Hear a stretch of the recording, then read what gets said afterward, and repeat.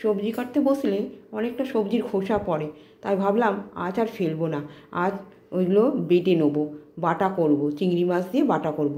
তা প্রথমে তেল গরম হয়ে গেছে, তা কালো জিরে, শুকনো লঙ্কা, রসুন, কাঁচা লঙ্কা, আর ওখানে আছে পটলের খোসা আর ঝিঙের খোসা আর আলুর খোসা, সমস্ত খোসা আমি ভালো করে ভাজা ভাজা করে নেব।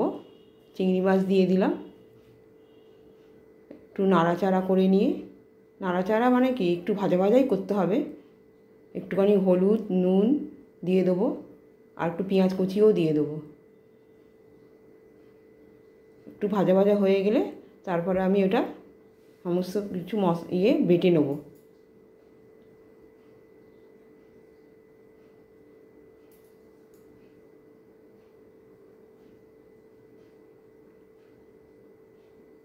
ছেলে তো সবজি খায় না, তাই ভাবি এইভাবে করে দেখি খায় নাকি।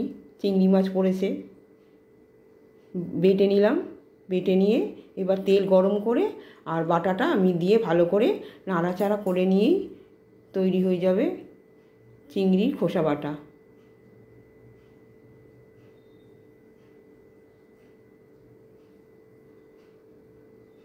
গরম ভাতের সঙ্গে তো খুব ভালোই লাগে, যে কোনো বাটাই ভালো লাগে।